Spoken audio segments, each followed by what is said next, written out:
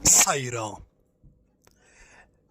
கடவுளை நம்புறதை தவிர வேற எதுவும் உங்களுக்கு வழியே இல்லை. நீங்க என்னதான் எவ்வளவுதான் முயற்சிகள் செய்தாலும் நீங்க வெற்றி பெற முடியல. எவ்வளவுதான் கண்ணீர் விட்டாலும் அந்த கண்ணீர் நம்ம கண்ணில் நிற்க மாட்டேங்குது, தொடர்ந்து வந்துக்கிட்டே இருக்குது. அந்த கண்ணீரை நிறுத்தணும் அப்படின்னா சாயப்பாவோட பாதத்தில் நீங்கள் சரணாகதி ஆகணும். அந்த சரணாகதி தத்துவத்தை நீங்கள் முழு மனதோட ஏற்றுக்கொண்டால் உங்கள் கண்களில் இருந்து இனி ஒரு சொட்டு கண்ணீர் கூட வராமல் போகும். அடுத்தது நீங்கள் அவர்கிட்ட வைக்கிற பிரார்த்தனை, கண்மூடித்தனமாக பிரார்த்தனை வைக்காம அறிவுபூர்வமாக பிரார்த்தனைகள் வைக்கும்போது உங்கள் வாழ்க்கையில் நீங்கள் என்னென்ன வழியில் செயல்படணுமோ அத்தனை வழிகளையும் அவர் காண்பிச்சு உங்கள் வாழ்க்கைக்கு ஒரு அடித்தளத்தை ஸ்ட்ராங் பண்ணி அந்த பாதையில் அவரும் உங்களுடன் வந்து உங்கள் வாழ்க்கையில் நடக்க வேண்டிய நிறைய அற்புதங்களையும் நிறைய அதிசயங்களையும் செய்து கொடுப்பார். நீங்கள் இதுக்கு எந்த இடத்துலையும் காசோ பணமோ செலவு பண்ண வேண்டியது இல்லை. தினமும் 10 நிமிஷம் அவர்கிட்ட பேசுங்க, நம்பிக்கையோட பேசுங்க. என்னுடைய வார்த்தைகளுக்கு அவர் செவி கொடுக்கிறார் அப்படின்னு நம்பி நீங்க பேசுங்க. இப்ப நான் உங்ககிட்ட பேசிட்டு இருக்கேன் இல்லையா, இந்த இடத்துல யார் யார் இருக்காங்க? நீங்க, நான், அடுத்தது யாரு? முக்கியமானவர் சாயப்பா.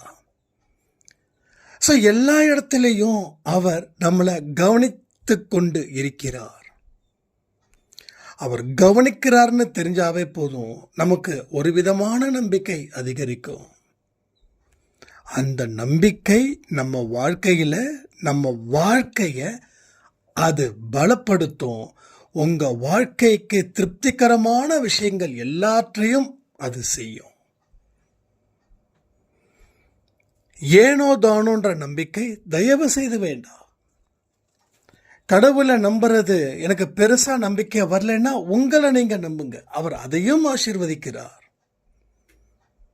உங்க வாழ்க்கை என்னைக்கும் அவநம்பிக்கையின் அடிப்படையில் இல்லாம நம்பிக்கையின் அடிப்படையில் உங்களுடைய பிரயாணங்கள் இருந்துருச்சுனாவே போதும், நீங்க பார்க்கக்கூடிய அத்தனையும் உங்களுக்கு நல்லதை மட்டும்தான் செய்யும். ஒரு நல்ல விஷயத்தை பார்க்குறீங்க, அது உங்களை ஃபாலோ பண்ணும். ஒரு நல்ல செய்தியை கேட்குறீங்க, அது உங்களுக்கு சொந்தமாகும். ஸோ நம்ம லைஃப்பில் நிறைய விஷயங்கள் இது மாதிரி சுவாரஸ்யமாக ஏகப்பட்டது இருக்குது. பிற மனுஷங்க போல நாம இல்லை இந்த உலகத்தில்னு நம்புங்க. உங்களுக்கு தேவையான ஒன்று கடவுளிடமே உள்ளது, எந்த மனுஷங்கிட்டையும் இல்லை.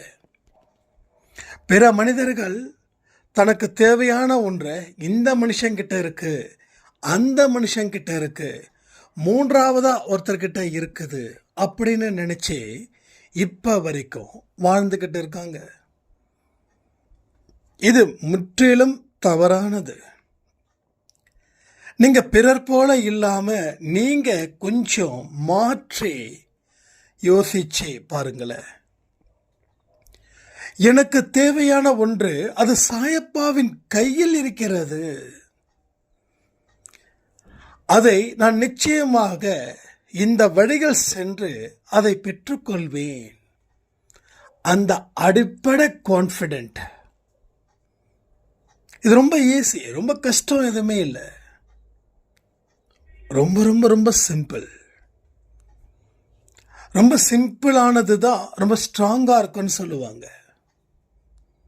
ஏன்னா எளிமையின் உருவம் தானே கடவுள். அப்போ கடவுள் நம்ம கிட்ட காசு பணம் எதையும் எதிர்பார்க்கல. அவர் நம்பிக்கையை எதிர்பார்க்கிறார். அவர் காட்டும் வழியில தான் குழந்தைகள் செல்லணும்னு விரும்புகிறார். அவருடைய விருப்பத்தை நாம முழு மனதோட நிறைவு செஞ்சாவே போதும். நம்ம வாழ்க்கையில நமக்கு எல்லாம் நிறைவாக காணப்படும். உங்களை குறை சொல்ல ஒருத்தர் இருக்க மாட்டா. உங்களை பழிவாங்க எவனும் பிறக்கவே முடியாது. இனிமே அந்த மாதிரியான ஒரு கட்டமைப்பை அவர் உருவாக்குவார். ஸோ அடிப்படை தேவைகளை பற்றி நீங்கள் ஃபீல் பண்ண வேண்டிய அவசியமே இல்லை. இன்னைக்கு நிறைய மனுஷங்க அடிப்படை தேவைகள் இல்லைன்னு ஃபீல் பண்ணுறாங்க. எத்தனையோ மனுஷங்க 3 வேளை சாப்பாடு இல்லை. எத்தனையோ மனுஷங்களுக்கு போட்டுக்க நல்ல துணிமணிகள் இல்லை. எத்தனையோ மனுஷங்களுக்கு இருக்க இடம் இல்லை.